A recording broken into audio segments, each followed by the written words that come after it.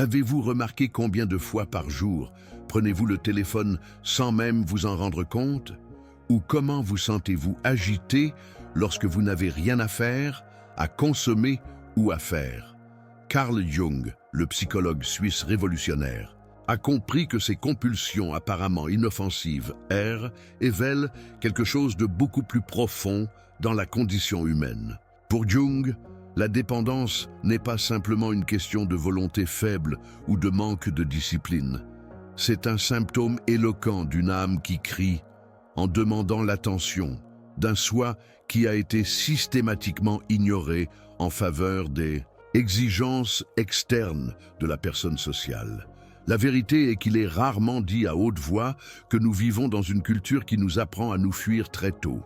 Lorsque vous étiez enfant, vous avez appris que certaines émotions étaient inacceptables, que certains aspects de votre personnalité devraient être cachés pour être aimés et acceptés.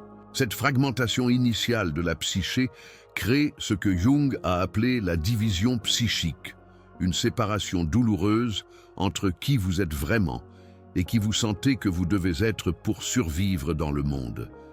C'est dans cette fissure où la dépendance trouve son terrain fertile, offrant un soulagement temporaire pour la douleur existentielle de la vie déconnectée de votre propre essence. Jung a observé que chaque dépendance a un message sacré de l'inconscient. Lorsque vous manquez sur les réseaux sociaux pendant des heures, lorsque vous recherchez une validation constante des autres, ou lorsque vous ne pouvez pas être seul avec vos propres pensées, votre psyché essaie de communiquer quelque chose de fondamental, que vous avez perdu le contact avec votre entre, avec ce qu'il a appelé le soi, cette totalité intérieure qui est votre véritable maison psychique. La dépendance, dans sa perspective, n'est pas l'ennemi à surmonter, mais un symptôme d'une soif spirituelle non satisfaite, un profond désir de reconnecter avec la façon dont la vie sacrée en vous.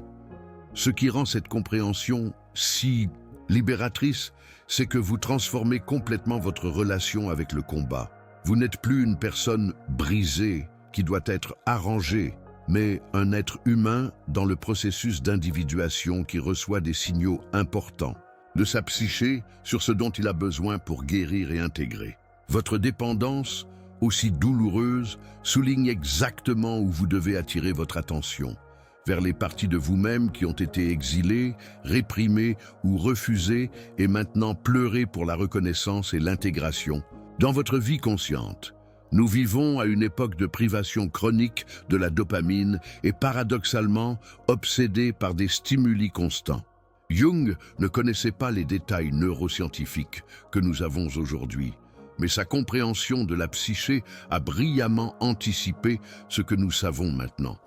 Lorsque vous vous déconnectez de votre vrai moi, votre cerveau cherche désespérément des moyens de combler ce vide existentiel. La dopamine, ce neurotransmetteur lié à la motivation, à l'anticipation et à la récompense, semble gravement compromise lorsque vous vivez dans un état de division psychique constante. Pensez à votre enfance un instant.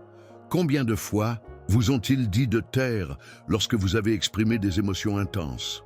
Combien de fois avez-vous appris qu'être bon signifiait supprimer des parties authentiques de votre personnalité? Jung a compris que cette supposition émotionnelle précoce endommage non seulement l'estime de soi, mais fragmente littéralement la psyché, créant ce qu'il a appelé complexe, des parties de la personnalité dissociées qui fonctionnent de manière autonome dans l'inconscient.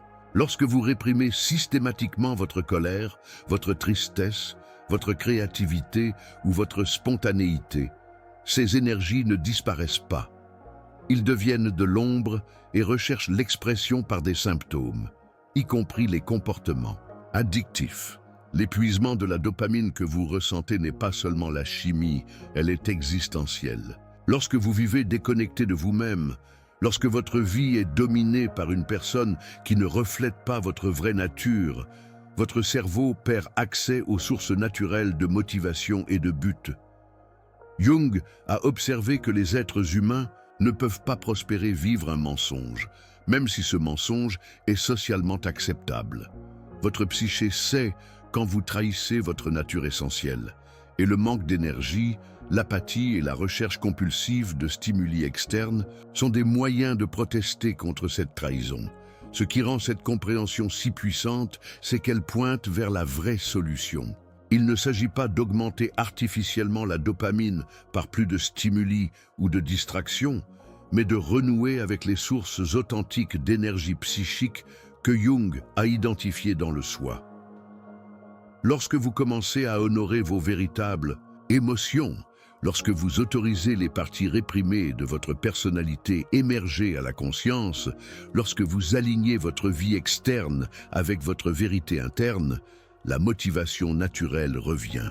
Pas comme un médicament externe dont vous avez constamment besoin, mais en tant que source intérieure qui se renouvelle parce qu'elle est liée à tous ceux que vous êtes vraiment.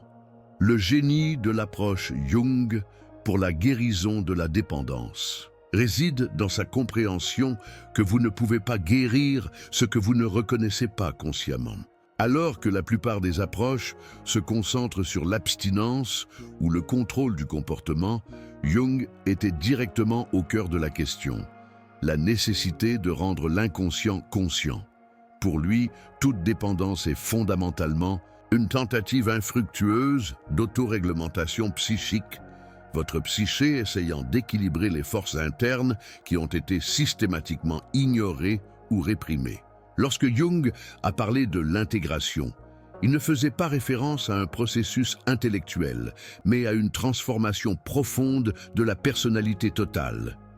Imaginez votre psyché en tant que maison où vous avez toutes les pièces de toutes les pièces, parce qu'elles contenaient des émotions, des souvenirs ou des aspects de vous-même que vous considérez inacceptables. La dépendance, c'est comme vivre seul dans le salon, en utilisant des substances ou des comportements pour éviter d'écouter les bruits qui proviennent de ces pièces fermées. La guérison jungienne implique d'avoir le courage d'ouvrir ces portes une par une et de trouver face à face avec tout ce que vous avez évité. Ce processus d'intégration nécessite ce que Jung a appelé la fonction transcendante, la capacité de maintenir la tension entre les opposés sans s'effondrer, à aucune fin. En termes pratiques, cela signifie apprendre à maintenir à la fois votre douleur et votre espoir, votre colère et votre amour, à la fois votre peur et votre courage. La dépendance, à bien des égards, est un effondrement de cette fonction transcendante, une évasion vers l'inconscience lorsque la tension des opposés devient trop intense. La guérison implique de développer la capacité de rester présent avec toute la gamme de votre expérience humaine. Jung a également compris que les rêves, les symboles et les synchronicités sont des messagers cruciaux dans ce processus d'intégration. Votre psyché essaie constamment de communiquer ce dont vous avez besoin pour guérir. Mais ces messages arrivent souvent dans une langue symbolique qui nécessite une attention et une contemplation. Lorsque vous commencez à prêter attention aux modèles de votre vie, aux symboles qui apparaissent à plusieurs reprises, aux rêves qui vous ont un impact profondément, vous commencez à accéder à la sagesse de votre propre inconscient. Cette sagesse intérieure que Jung a identifiée en soi devient votre guide le plus fiable vers l'ensemble et par conséquent vers la liberté de la contrainte addictive. Le travail avec l'ombre est peut-être l'outil le plus puissant que Jung nous a légué pour la guérison de la dépendance. Votre ombre contient toutes les parties de vous-même que vous avez rejetées, réprimées ou jugées inacceptables. Et paradoxalement, il contient également certains de vos plus grands trésors et sources d'énergie vitale. Lorsque vous commencez à demander à votre dépendance ce que vous essayez de communiquer, lorsque vous l'abordez avec curiosité au lieu du jugement, vous commencez à découvrir les besoins légitimes que vous avez essayé de satisfaire de manière dysfonctionnelle.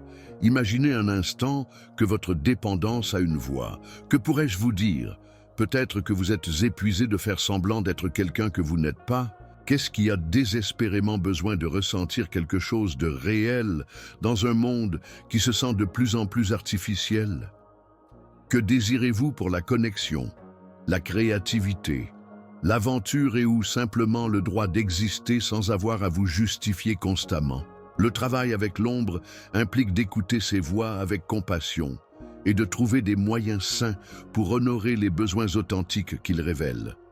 Le travail avec la respiration devient un outil inestimable, car il vous relie directement à l'énergie émotionnelle stockée dans votre corps. Jung a compris que psyché et soma sont inséparables, que les émotions réprimées deviennent des tensions corporelles et que la libération de ces tensions peut faciliter des libérations psychiques profondes. Lorsque vous pratiquez la respiration consciente et rythmique, en particulier dans les états de vulnérabilité émotionnelle, de sensations, de souvenirs et d'émotions que votre dépendance avait souvent été anestée, ce processus vous permet de traiter et de libérer l'énergie stagnante, créant un espace pour que votre vitalité naturelle émerge. Les rituels symboliques offrent un moyen puissant de communiquer directement avec votre inconscient. Jung a observé que la psyché réagit profondément au langage des symboles et des rituels importants. Quelque chose d'aussi simple que d'allumer une bougie et de vous regarder dans le miroir avec l'intention de vraiment voir qui vous êtes, ou d'écrire une lettre à la partie qui se bat avec la dépendance, peut ouvrir des canaux de communication avec des aspects de votre psyché qu'ils ont opérés dans l'ombre. Ces rituels ne sont pas des superstitions, mais des technologies psychiques qui facilitent l'intégration et la guérison à des niveaux qui vont au-delà de la pensée rationnelle.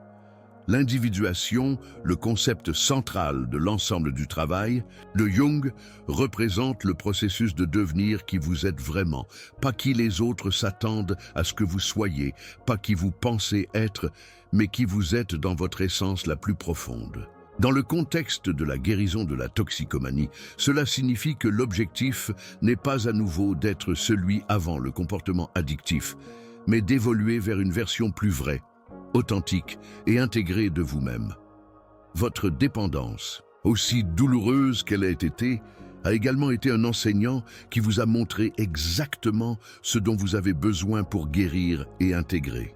Créer une vie qui nourrit l'âme nécessite de faire des choix conscients qui alimentent votre authenticité au lieu de votre personne sociale. Cela signifie constamment vous demander « Cette décision me rapproche ou m'éloigne de ma vérité intérieure ?» Cela peut signifier changer de carrière pour suivre votre véritable vocation, établir des limites plus claires dans les relations qui drainent votre énergie ou vous permettent simplement de ressentir et d'exprimer des émotions que vous réprimez depuis des années.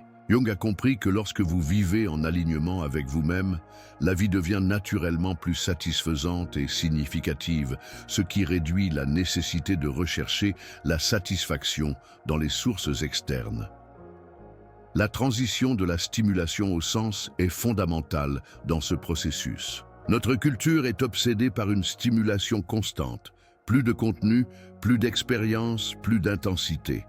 Mais Jung a observé que ce que l'âme aspire vraiment, c'est le sens, le but, la connexion authentique. Cela peut signifier remplacer la consommation de divertissements passifs par la création active de l'art, de la musique ou de l'écriture. Cela peut signifier changer de conversation superficielle pour des dialogues profonds sur ce qui compte vraiment. Cela peut signifier cultiver des pratiques de silence et d'introspection qui vous permettent d'entendre la voix de votre propre sagesse intérieure. La chose la plus libératrice est peut-être de comprendre que les rechutes ne sont pas des échecs, mais des messagers. Jung considérait tous les symptômes psychiques comme des communications de l'inconscient, ce qui comprend des revers dans le processus de guérison. Si vous ressentez une rechute, au lieu de vous punir, vous pouvez vous demander « Qu'est-ce ? Qui essaie de me dire ma psyché? Quel besoin ne d'honore pas? Quelle partie de moi a besoin de plus d'attention et d'intégration ?» Cette perspective transforme chaque défi en une opportunité d'approfondir vos reconnaissances de soi et d'accélérer votre processus d'individuation. La voie à la totalité n'est pas linéaire. C'est une spirale ascendante où chaque revers apparent vous conduit à un niveau de compréhension et d'intégration plus profond. Ce que nous avons exploré ensemble, à travers la sagesse de Carl Jung, révèle une vérité fondamentale.